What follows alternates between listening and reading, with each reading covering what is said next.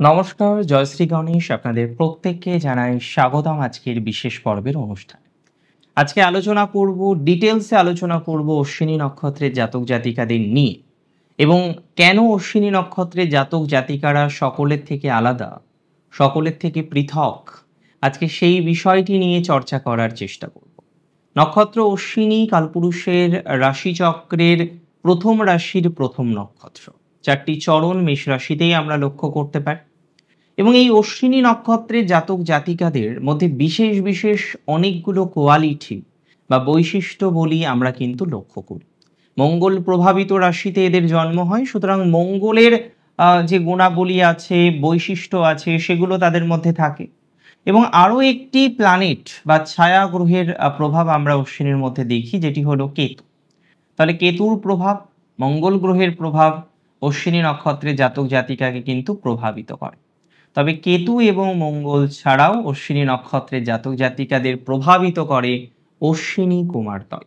আপনারা যদি অশ্বিনী নক্ষত্রের সিম্বলকে দেখার চেষ্টা করেন তাহলে দেখতে পারবেন যে ঘোড়া, বিশেষ করে ঘোড়ার প্রতিকৃতিকে অশ্বিনী নক্ষত্রের সাথে যুক্ত করা হয়েছে। এবং এই ঘোড়া কি, আমরা দেখেছি যে পূর্বতন সময়ে রাজাদের, যারা একটু সমাজে প্রতিষ্ঠিত ছিলেন, বিশেষ ছিলেন, তাদের ঘোড়া থাকত। ঘোড়াকে উল্লেখ করা হয় কোথাও যেন গিয়ে সতেজতার প্রতীক হিসেবে, সুস্থতার প্রতীক হিসেবে, বলের প্রতীক হিসেবে, সম্পদের প্রতীক হিসেবে। একজন রাজার কাছে কতগুলো ঘোড়া আছে তার উপরে নির্ভর করত যে সে কতটা শক্তিশালী। তাহলে সে যুদ্ধ বিগ্রহেতে অনেক বেশি তার শক্তি প্রদর্শন করতে পারবে, তার সাম্রাজ্যকে আরো বেশি ছড়িয়ে নিয়ে যেতে পারবে। বা আমরা দেখেছি যে এই ঘোড়াকে কত রকমভাবে পূর্বতন সময়ে বিভিন্ন পৌরাণিক কাহিনীতে তাদের বৈশিষ্ট্যগুলো ফুটে উঠেছে। তাহলে আমরা এটা তো প্রথমত বলতে পারি যে অশ্বিনী নক্ষত্রের জাতক জাতিকাদের মধ্যে কোথাও যেন গিয়ে বল, বীর্য, শক্তি তুলনামূলকভাবে বেশি থাকে। তারা সুস্থতার প্রতীক, সতেজতার প্রতীক। তারা যে ফ্যামিলি থেকে বিলং করছে সেই ফ্যামিলির কোথাও গিয়ে ডেভেলপমেন্টের কারক হচ্ছে এই অশ্বিনী নক্ষত্রের জাতক জাতিকারা, যাদের মধ্যে প্রভূত পরিমাণে সতেজতা আছে, প্রাণবন্ত স্বভাব রয়েছে। এই অশ্বিনী নক্ষত্রের জাতক জাতিকারা প্রকৃতিতে কিন্তু একেবারেই সৎ, ছলনা, বিভিন্ন রকমের চিটিং এরা পারে না। পরিষ্কার পরিচ্ছন্ন কথা বলতে এরা ওস্তাদ। এরা সবসময় স্পষ্টবাদী এবং যে কথা বলবে সেই কথা কিন্তু আপনাকে সবসময় যে বিদ্ধ করছে তা নয়। সাবলীলভাবে, সহজভাবে, সরলভাবে এরা পথ চলতে বিশ্বাসী, এরা পথ চলে। এবং কেতুর প্রভাব থাকার কারণে আমরা প্রায়শই দেখি অশ্বিনী নক্ষত্রের জাতক জাতিকাদের ম্যাচুরিটির সাথে সাথে তাদের মধ্যে অনেকটাই আধ্যাত্মিকতার বহিঃপ্রকাশ হয়েছে বা আধ্যাত্মিকতার বহিঃপ্রকাশ ঘটেছে। It is very important to understand যে অশ্বিনী নক্ষত্রে জাতক জাতিকাদের মধ্যে আধ্যাত্মিকতা থাকে। দেখুন, অশ্বিনী কুমারদ্বয় আমরা দেব বৈদ্য হিসেবে যাদেরকে চিনি তারা টুইন ব্রাদার এবং সূর্য বা রবির পুত্র কিন্তু বলা যেতে পারে। তবে এখানেও নানা রকমের মতবাদ প্রচলিত। সূর্যের স্ত্রী, তার প্রাথমিক পর্যায়ে 3 সন্তান ছিলেন। মনু, প্রথম মনু, যার থেকে মনুষ্যগণের উৎপত্তি হিসেবে মনে করা যায়, যম এবং ইয়ামি। পরবর্তীকালে তার পত্নী যখন সাধনা মার্গে যান তখন যে মূর্তিকে বা প্রতীক মূর্তিকে তিনি রেখে গিয়েছিলেন, যিনি হলেন ছায়া, তার গর্ভে আবার 3 সন্তান আসে, দ্বিতীয় মনু, শনি এবং তপতি। এবং পরবর্তীকালে সূর্য যখন জানতে পারেন যে ছায়া তার আসল পত্নী নয়, কিভাবে জানতে পেরেছিলেন? কারণ যমকে তিনি অভিশাপ দিয়ে ফেলেছিলেন এবং একজন মা তার সন্তানকে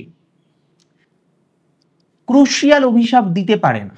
আমরা অনেক সময় দেখি পিতা মাতা সন্তানদের হয়তো রাগ করেই 2-1 কথা বলে ফেলেন। আমি বারবারই বলি যে পিতা মাতাকে এমন কোনো কথা বা বার্তা, ক্রোধটাকে কন্ট্রোল করতে হবে। তার সন্তানকে অভিশাপ কোনোভাবেই দেওয়া যাবে না এবং কোনোভাবে দেওয়া উচিত নয়। যাই হোক, এখানে গুরুত্বপূর্ণ বিষয় হচ্ছে পরবর্তীকালে তিনি যেখানে পরবর্তীকালে সূর্য যখন জানতে পারেন যে ঘটকী রূপে, ঘোড়া রূপে তিনি সাধনা মার্গে রয়েছেন, তিনি সেখানে যান এবং পরবর্তীকালে তাদের সন্তান জন্মগ্রহণ করে এবং অবশ্যই যার মধ্যে অশ্বিনী কুমারদ্বয় প্রসিদ্ধ, আরও একজন সন্তান ছিলেন। এই অশ্বিনী কুমারদ্বয় যারা দেববৈদ্য, আমরা বিভিন্ন রকম পৌরাণিক কাহিনীতে দেখেছি, ঋগ্বেদে আমরা এর বিশেষ উল্লেখ পেয়েছি, ইভেন মহাভারতের ক্ষেত্রেও আমরা দেখেছি যে একজন পুরুষ তার সন্তান উৎপত্তি হয় এবং সেখানে নিশ্চয়ই নর্মাল ডেলিভারি সম্ভব ছিল না, যেখানে অস্ত্রোপচারের মাধ্যমে তার সন্তান ভূমিষ্ঠ হয়েছিল। ভেরি সিগনিফিকেন্ট, সেখানেও এই অশ্বিনী নক্ষত্রের ভূমিকা, সেখানেও এই দেববৈদ্য অশ্বিনী কুমার দ্বয়ের ভূমিকা। তার মানে এটা মাথায় রাখতে হবে যে এমন কোনো পরিস্থিতি যেটা কেউ করতে পারছে না, কারোর দ্বারা সম্ভব নয়, অশ্বিনী কুমার দ্বয় বা অশ্বিনী নক্ষত্রের জাতক জাতিকাদের মাধ্যমে সেই কাজটা করা যেতে পারে। তাই আমি বারবার বলি, এমন কোনো পরিস্থিতি আপনি দেখছেন কেউ করতে পারছে না, আপনিও করতে পারছেন না, বা সন্তান ভূমিষ্ঠ হওয়ার ক্ষেত্রে ডিস্টারবেন্স আসছে, বারবার আপনি দেখছেন যে কনসিভ হচ্ছে না, সেখানে আপনি আইভিএফ বা সোকল্ড প্রসিডিওরের মাধ্যমে যেতে চাইছেন, এই অশ্বিনী নক্ষত্র ভেরি ইম্পর্টেন্ট। অশ্বিনী নক্ষত্রের শুভ মুহূর্তে যদি কোনো একটা কাজ, যে কাজটি অস্ত্রোপচারকে রিপ্রেজেন্ট করে, যে কাজটি অত্যন্ত ক্রিটিক্যাল বা ক্রুশিয়াল, কোনোভাবে সেই কাজটি সম্ভব হচ্ছে না, এই অশ্বিনী নক্ষত্রে যদি আপনি কাজটি শুরু করেন তাহলে সেই কাজও সমাধান হওয়ার জায়গা কিন্তু থাকবে। ইভেন আমরা বেদেও দেখেছি যে একটা মরুভূমিতে শুধুমাত্র একটা গর্ত করা হয়, সেটা পরবর্তীকালে কিভাবে কূপে রূপান্তরিত হয়। এখান থেকে আমরা কি শিখতে পারলাম? এখান থেকে আমরা যে লার্নিংটা পেলাম, সেখানেও সেই বিরুদ্ধ পরিস্থিতি, সামান্য একটা কাজ যেটা অসম্ভব প্রকৃতির, কিন্তু সেটা সম্ভব হলো এই অশ্বিনী কুমার দ্বয়ের কারণে। তাহলে অশ্বিনী নক্ষত্রের জাতক জাতিকাদের মধ্যে এইভাবে অসম্ভবকে সম্ভব করার কিছু কম্বিনেশন আছে। ডেফিনেটলি এখানে আমি এটা বলবো না যে তারা বৃষ্টি বন্ধ করে দিতে পারে, বাট যেটি কার্যত অনেকের দ্বারা সম্ভব হচ্ছে না, আজকে 10 জন মানুষ আছে, 5 জন মানুষ আছে, 15 জন মানুষ আছে, অশ্বিনী কুমার বা অশ্বিনী কুমারের আশীর্বাদ ধন্য এই রাশির জাতক জাতিকা বা এই নক্ষত্রের জাতক জাতিকা যাদের নক্ষত্র অশ্বিনী, তারা কিন্তু সেই কাজটা সমাপন করতে পারে। এই কারণে আমি বারবার বলি অশ্বিনী নক্ষত্র ইজ সামথিং স্পেশাল, একটু আলাদা, একটু অন্যরকম, যাদের স্পর্শ পাওয়াটা কোথাও যেন ভাগ্যের ব্যাপার, এবং এদের মধ্যে যে হিলিং পাওয়ারটা থাকে সেটি প্রকৃত অর্থেই আমি বলবো বিশেষ। এবং এরা টুইন ব্রাদার, এই নক্ষত্রের দেবতা, যে কারণে আমরা দেখেছি যে কারোর জন্মছকে সন্তান কারক গ্রহ অশ্বিনীতে আছে, খুব সম্ভাবনা থাকবে যে টুইন বেবি তার হলো। আপনি বুঝতে পারছেন যে কোথা থেকে আমরা প্রেডিকশনটা আরো সরলীকৃত করছি।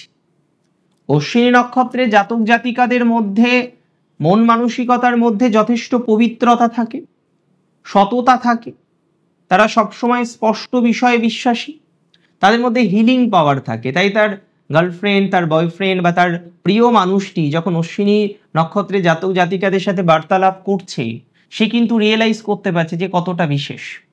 কারণ হয় না যে মানসিক একটা শান্তি বা স্বস্তি দরকার, সেটা অশ্বিনী নক্ষত্রের জাতক জাতিকারা কিন্তু একজন জাতক বা জাতিকাকে প্রোভাইড করতে পারে। আমি যদি 4টি চরণকে বিশ্লেষণ করি, তাহলে 4টি চরণের যে নবাংশ সেটি পৃথক পৃথক হবে। প্রাথমিক পর্যায়ে একটা বিষয় আমি আপনাদেরকে অত্যন্ত গুরুত্ব নিয়ে বলতে চাই যে অশ্বিনী নক্ষত্রের জাতক জাতিকাদের মধ্যে আরও বেশ কিছু পজিটিভিটি থাকে। এরা কিন্তু একনিষ্ঠতা এদের মধ্যে আমরা দেখি, মঙ্গলের রাশি হলেও এই নক্ষত্রের জাতক জাতিকাদের মধ্যে যে অতিরিক্ত উগ্রতা থাকছে, সবসময় রেগে বসে আছে, এরা সেরকম নয়। সবসময় যে রাগ দেখাচ্ছে, সবসময় রেগে বসে আছে, না, এটা সেটা সাধারণত করে না। হ্যাঁ, রিজিডিটি কিছু কিছু ক্ষেত্রে দেখি, একনিষ্ঠতা এদের মধ্যে আমরা দেখতে পাই যে এই বিষয়টা করব, তো সেই বিষয়ে এগোনোর একটা মেন্টালিটি এদের মধ্যে আমরা দেখি। আবার অনেক ক্ষেত্রে এটা দেখা যায় যে কোনো এক বাড়িতে অশ্বিনী নক্ষত্রে জাতক বা জাতিকা জন্মগ্রহণ করলেন, তারপরে সেই পরিবারের যে ফ্লারিশনেস, সেই পরিবারের যে গ্রোথ, আমি এরকম হাজার উদাহরণ দিয়ে দেব যে সন্তান হয়েছে, হওয়ার পর দেখা গেল তার নক্ষত্র অশ্বিনী, বা কন্যা সন্তান হয়েছে অশ্বিনী নক্ষত্রের জাতিকা তিনি, পরিবারের মধ্যে প্রচুর ডেভেলপমেন্ট হলো, তার পিতার ফাইন্যান্সিয়াল ডেভেলপমেন্ট, তার পিতার কর্মজীবনের ডেভেলপমেন্ট, সো অ্যান্ড সো বিভিন্ন রকম বিষয়বস্তুগুলো আমরা কিন্তু দেখতে পারলাম যে অশ্বিনী নক্ষত্রে জাতক জাতিকাদের জন্মগ্রহণ পর, সেই পরিবারের মধ্যে আসার পর তাদের একটা ফ্লারিশনেসের জায়গা তৈরি হচ্ছে। তবে অশ্বিনী অনেকটা মানিয়ে নেয়। আমরা অনেক সময় হয়তো বলে থাকি যে মঙ্গলের রাশি, কিন্তু প্র্যাকটিক্যালি অশ্বিনীর মধ্যে মঙ্গলের কোয়ালিটি আছে, তবে পজিটিভ কোয়ালিটিগুলোই তুলনামূলকভাবে বেশি, এবং পজিটিভ কোয়ালিটিগুলোর মধ্যে সৃষ্টি করা, নতুন কিছু সৃষ্টি করার মেন্টালিটি, নতুন কিছু তৈরি করার মেন্টালিটি আমরা প্রভূত পরিমাণে অশ্বিনী নক্ষত্রের জাতক জাতিকাদের দেখতে পাই, লক্ষ্য করতে পারি, এবং তারা করে থাকে। এবং পরিবারের মধ্যে এমন কোনো কাজে সে যুক্ত হয় যে কাজে হয়তো তার পরিবারের, তার আত্মীয় স্বজনদের, বিশেষ করে পিতৃপুরুষদের মধ্যে কেউ হয়তো সেই বিষয়ে যুক্ত ছিলেন না। It's also very important. আজকে আমি কেন থাম্বনেইলে লিখলাম যে অশ্বিনী নক্ষত্রকে আপনি পৃথক করবেন কিভাবে, একজন জাতক বা জাতিকা যার মধ্যে এত এত ধনাত্মক কোয়ালিটি আছে। দেখুন, ঋণাত্মক কোয়ালিটি ডেফিনেটলি আছে, সেটা নিয়ে আমরা অন্য একটা দিন বিস্তারিত আলোচনা করব। তবে ধনাত্মক কোয়ালিটিগুলো কিন্তু নেহাত কম নয়, যে অপরকে পরিচালিত করতে পারে, যার মধ্যে লিডারশিপ কোয়ালিটি রয়েছে, যার মধ্যে ধনাত্মকতার জায়গা রয়েছে, যার মধ্যে আন্ডারস্ট্যান্ডিং বা ম্যাচুরিটির জায়গা রয়েছে, এবং সর্বোপরি যার মধ্যে জ্বালাময় কথাবার্তা কম, সেই মানুষটিকে কিন্তু বিশেষভাবেই আমরা উল্লেখ করি। আর অশ্বিনী নক্ষত্রের জাতক জাতিকাদের মধ্যে এই সকল কোয়ালিটি থাকে। তাদের মধ্যে আমরা এটাও দেখেছি, ক্ষমা করে দেওয়ার টেন্ডেন্সি অশ্বিনীর আছে। প্রাথমিক পর্যায়ে কিছু কিছু সময় হয়তো একটু রেগে যাওয়ার কোয়ালিটি অশ্বিনীর মধ্যে আপনি দেখতে পাবেন, কিন্তু আন্ডারস্ট্যান্ডিং প্রচণ্ড। সে থেমে যেতে পারে, সে জানে কতটা দরকার, সেই মাপন ক্ষমতা ঈশ্বর অশ্বিনী নক্ষত্রের জাতক জাতিকাদের কিন্তু দিয়েছে। মেডিকেল প্রফেশনে অশ্বিনী প্রচুর ডেভেলপমেন্ট করতে পারে, এবং ভেহিকেল রিলেটেড যে প্রফেশনগুলো হচ্ছে সেখানেও অশ্বিনী নক্ষত্রের ভূমিকা প্রচুর।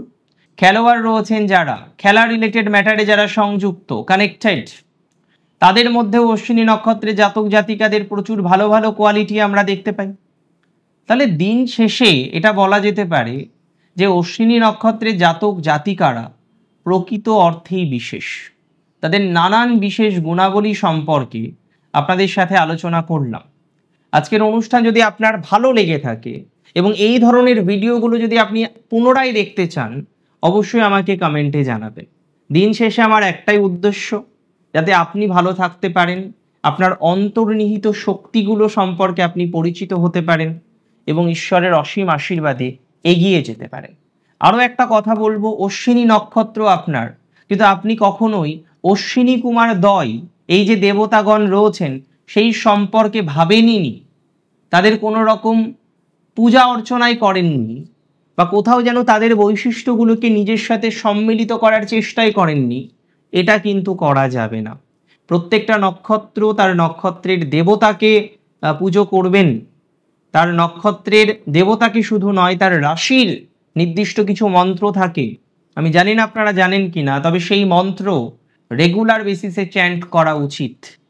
এতে আপনার অন্তর্নিহিত শক্তিটা আরও ফ্লারিশ করবে, আপনি নিজেকে জানতে পারবেন, চিনতে পারবেন। দেখুন, অ্যাস্ট্রোলজি মানে এই নয় একদিনে ভাগ্য পরিবর্তন করা, ইটস আ কন্টিনিউয়াস প্রসেস। আজকে আমি যদি আমার সম্পর্কে পরিচিত থাকি, আমি যদি আমার শক্তি সম্পর্কে পরিচিত থাকি, তাহলে আমি কিভাবে সেই শক্তিকে অ্যাপ্লাই করতে পারবো সেটা সম্পর্কে সম্যক ধারণা রাখতে পারবো। অনেক ভালো থাকুন আপনারা প্রত্যেকে, সুস্থ থাকুন, স্বাভাবিক থাকুন। শেষ করছি আজকে এখানেই। জয় শ্রী গণেশ।